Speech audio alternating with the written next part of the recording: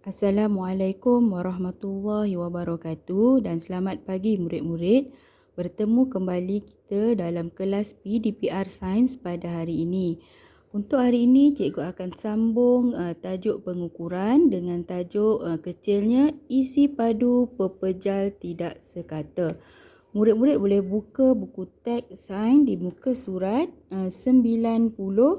Okey, sama-sama kita tengok bagaimana cara untuk mengukur isi padu pepejal tidak sekata.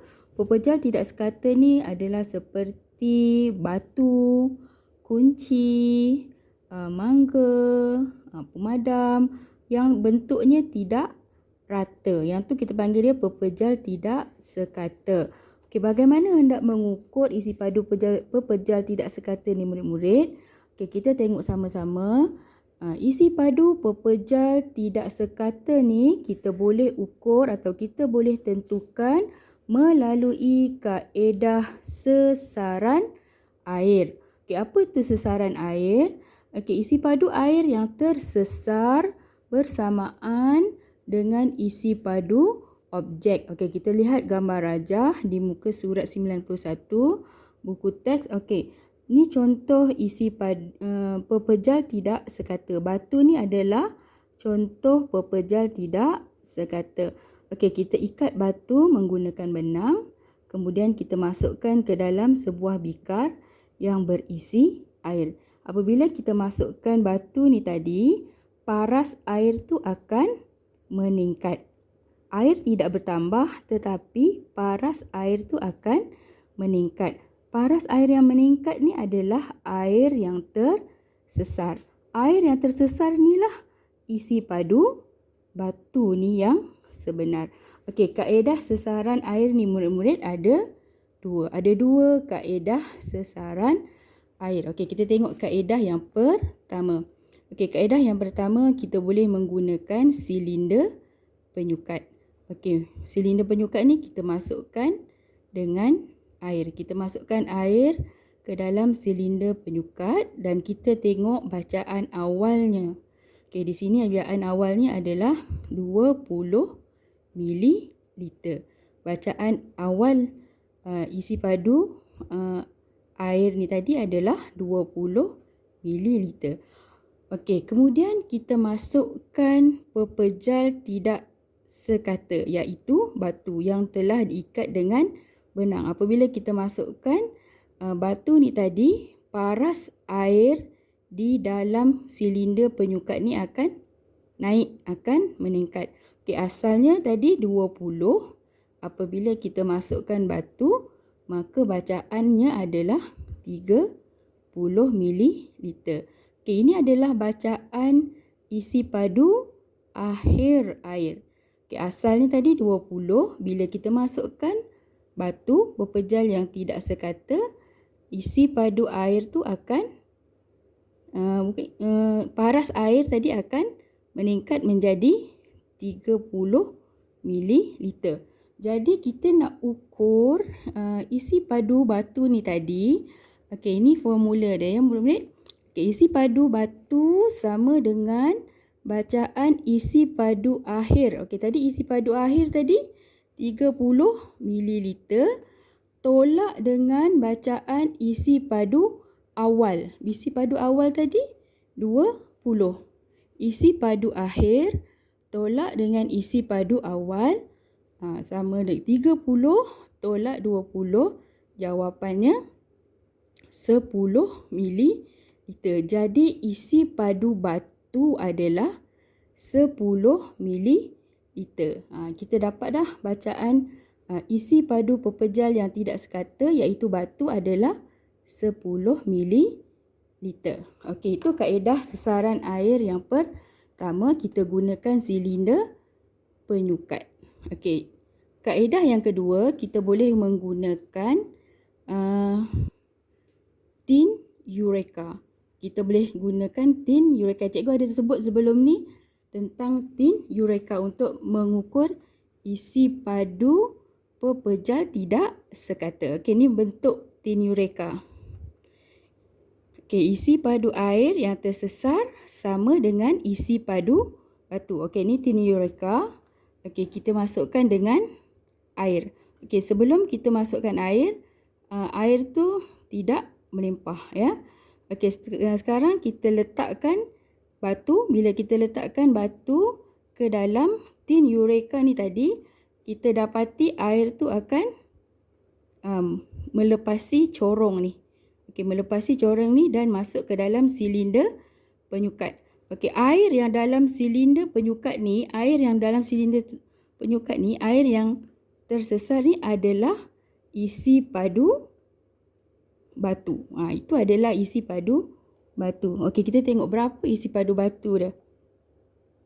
Okey, kalau kita tengok dekat situ adalah 10 ml. Okey, ini adalah dua kaedah ataupun dua cara untuk kita mengukur isi padu pepejal yang tidak sekata dengan menggunakan kaedah sesaran air. Ada dua jenis kaedah sesaran air. Satu, kita gunakan silinder penyukat dengan mengambil bacaan awal dan bacaan akhir. Yang kedua, kita menggunakan kaedah tin Eureka. Okey, cikgu harap murid-murid boleh faham di sini ya. Okey, untuk tugasan kita pada hari ini, cikgu mahu murid-murid membuat latihan di dalam buku aktiviti di muka surat. Okey, tengok muka aktiviti, muka surat 5.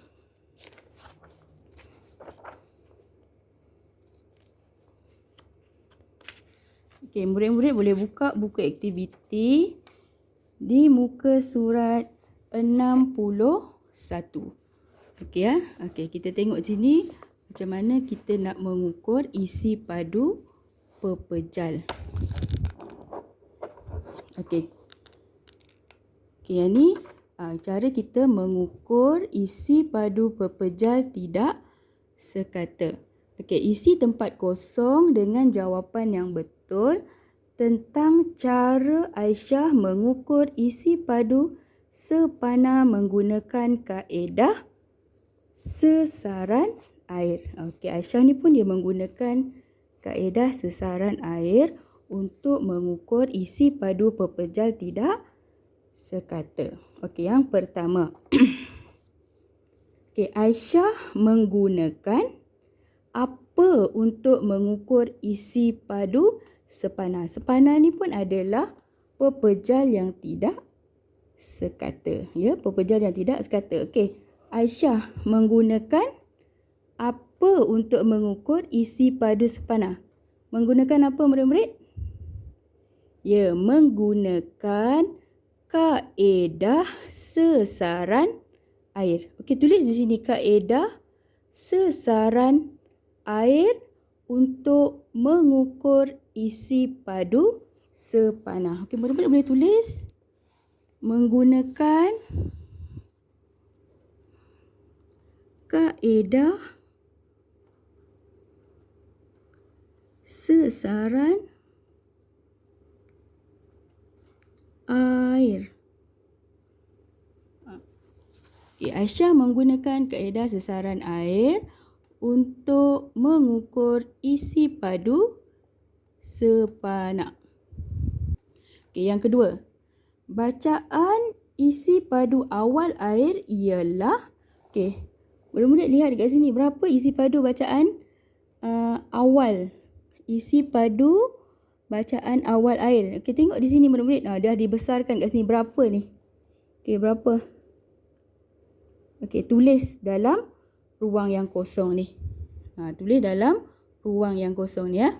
Okay, sekarang Aisyah menggunakan apa untuk mengikat sepanah? Dia gunakan apa ni murid-murid? Ni. Aisyah gunakan apa ni? Ni apa? Menggunakan apa ni untuk mengikat sepanah? Menggunakan benang. Benang untuk mengikat sepanah. Okey, yang keempat. Okey, boleh tulis perkataan benang di sini ya. Okey, yang keempat, bacaan isi padu akhir air ialah isi padu akhir setelah dimasukkan dengan sepanah ni.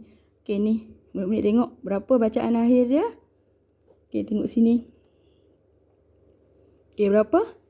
Ya, tulis di sini. Tulis di dalam ruang kosong ni ya.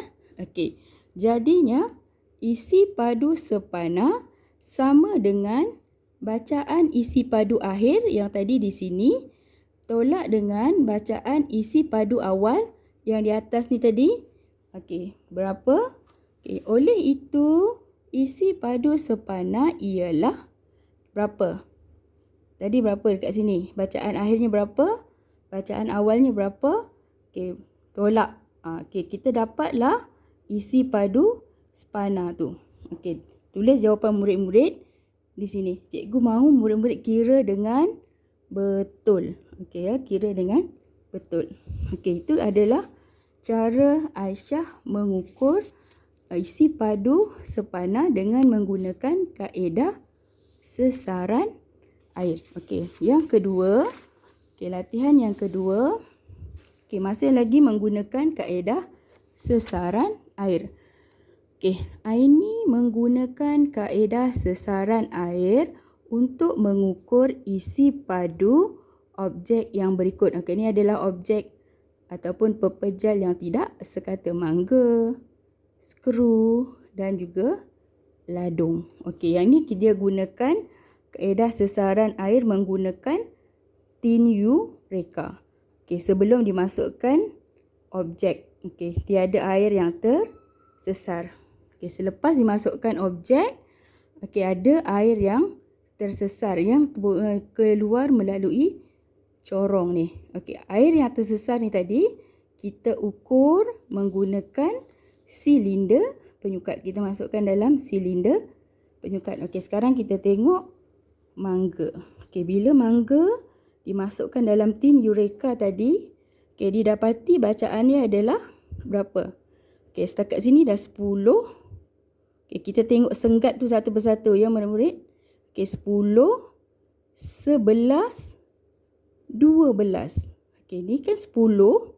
Okey, senggat ni 11, 12.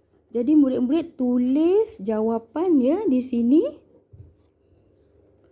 12. Okey, boleh ya? Okey, sekarang tengok yang skru. Okey, murid tengok skru. Okey, ni 10. Okey, kita tengok senggatnya sampai ke berapa? 1, 2, 3. Okey, jadi berapa isi padu skru ni? 1, 2, 3. Okey, murid-murid tulis di sini. Ya, jawapannya murid-murid tulis di sini. Okey, dan yang terakhir ladung.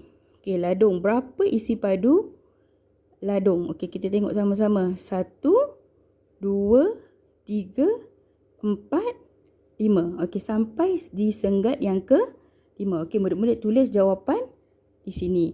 Okey, cikgu harap murid-murid dapat faham bagaimana hendak mengira ataupun mengukur isi padu pepejal yang tidak sekata dengan menggunakan kaedah sesaran air. Kita ada dua tadi kaedah sesaran air. Yang pertama kita menggunakan silinder penyukat dengan mengambil bacaan awal dan bacaan akhir. Dan yang kedua kita menggunakan tin Eureka dengan melihat kepada air yang tersesar. Okey, cikgu harap murid-murid dapat faham apa yang cikgu terangkan pada hari ini. Cikgu harap murid-murid dapat faham dan jawab soalan latihan dengan betul. Setakat itu sahaja untuk hari ini.